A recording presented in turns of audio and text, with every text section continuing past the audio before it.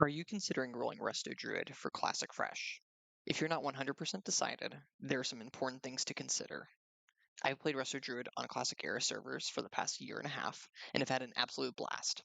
I've learned a thing or two about the class, and some of the things I've learned may be helpful as you make your decision. Before I dive into the pros and cons of playing Resto Druid, I will say right off the bat that people play with different goals and perspectives, and ultimately you should play whatever you want that sounds the most fun, that will keep you engaged for the duration of Classic. Druids have been known as the jack of all trades and the master of none. The way I like to play is to master my class and the role it fulfills. While Resto Druid isn't known as the strongest healer, they fulfill a specific niche, can pump out very strong HPS, and can be the hero for a raid. So let me dive in. Here are some of the pros of playing Resto Druid. First one is the leveling journey. It's pretty dang good. Now, you're not a mage, hunter, or warlock, but Druid falls on the easier side to get to level 60. At level 20, you can begin to tap into feline swiftness for improved movement speeds out in the open world. And at level 30, you get travel form, which you can use well into your level 40s if you don't have the gold right away for your mount. Obviously, you want to focus on getting that, but you have a backup for sure in travel form. You can heal dungeons in Feral Spec quite easily, which gives you the versatility to solo quests and mobs as Feral. While in dungeons, you can play tank, DPS, kind of, or healer roles. The next would be at early level 60 content in phase 1. You can spec into Heart of the Wild and play both feral or healer roles for dungeons and Priebus farming. And honestly, you can play this in Molten Core very easily. It's not a top HPS maximizing spec, but early on, it's more than sufficient. 3, for raids, you can fulfill both tank and healing roles. You can fulfill both tank and raid healing roles, filling in gaps where needed for the raid. On Alliance, priests are the primary raid healers with prayers, and paladins tunnel-focused tanks. Druids fill the role of smoothing over raid heals with hots, or can support a group that doesn't have a priest with hots. They also can provide a bigger heal with healing touch rank 4 on tanks when compared to the quick, smaller flash of lights of a paladin. For Horde, shamans are the primary raid healers with chain heal, and priest is typically focused on tank healing. Druid, once again, can smooth out any gaps between raid heals and tank healing.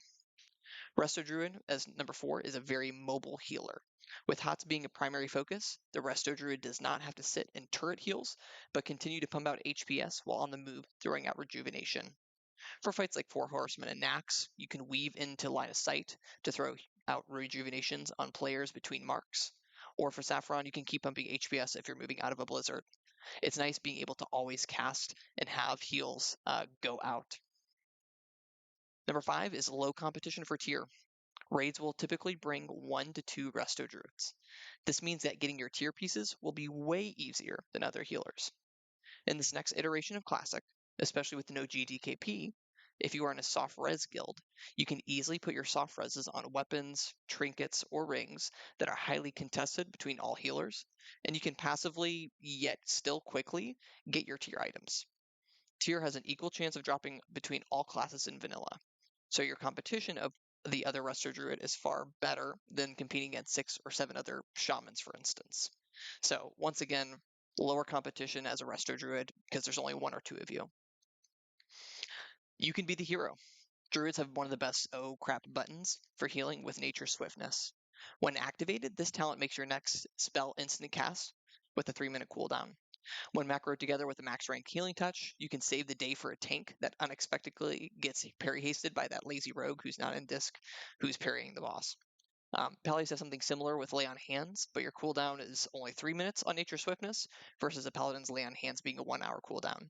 Now, Shamans do also have Nature Swiftness, but they're more focused on spamming Chain Heal for their parties, and you might have better opportunity to be that clutch healer for saving the tank or that one-off player. At endgame, you can pump out very respectable and strong HPS, but you have to get the gear for it, for sure. The ZG Edge of Madness trinket is a must for Resto Druid. Idle Rejuvenation through the tier 2.0.5 quest chain will separate your hot healing apart from any other Resto Druid that doesn't have the time to get it or doesn't put in the time to get it. And items like Eye of the Dead are insanely broken for hots, giving you 30 seconds of massive healing power. Tier 2 and Tier 3 just look awesome. Specifically, Tier 3, I think it's amazing, but also Tier 2 is a great looking set.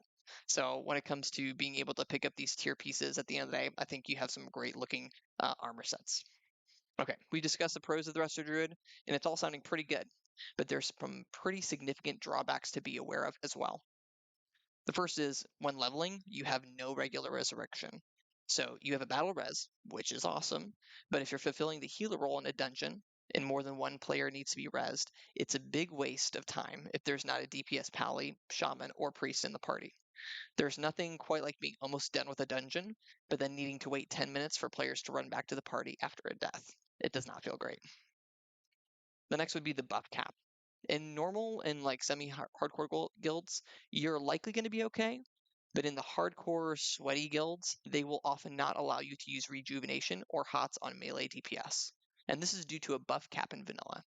If a warrior has all world buffs and every single consume in the game to maximize their DPS, there are quite a few people who do this too. A warrior will scream at you for putting a hot on them, which pushes off their roids or winterfall firewater. It's a crappy feeling not being able to use your bread and butter healing spell. Raids will typically bring a max of 1 to 2 Resto Druids because of how hots work in vanilla. If you've been playing Season of Discovery, you have not had this issue at all, as Resto Druids in Season of Discovery can both apply hots on the same target without any sort of issue. But if you have 2 Resto Druids in a raid, the one with higher plus healing power can override rejuvenations of the lower healing power druid. Essentially, if you're the highest healing power druid in the raid, you get to throw out rejuvenation. The other druid is relegated to regrowth or just healing touch. Now, you can assign groups for each Resto Druid to focus Rejuve on. That would definitely work. It does need some coordination, though. The next would be Fairy Firebot. Vanilla is all about physical DPS, and Resto Druid has one of the most important debuff spells in Fairy Fire. While Feral Druids also have the ability to use Fairy Fire, theirs has a cooldown, while the Resto Druid's Fairy Fire is just on the GCD. If you are the only Resto Druid in raid, your first responsibility before healing allies is to Fairy Fire each raid mob. If there are 2 druids in the raid, you can take turns between who is the Fairy Fire bot on a given week basis. But what usually happens is the lower plus healing power druid is relegated to Fairy Fire. As a healer, you want to ramp up with hots for pulls and use your GCDs for proactive healing.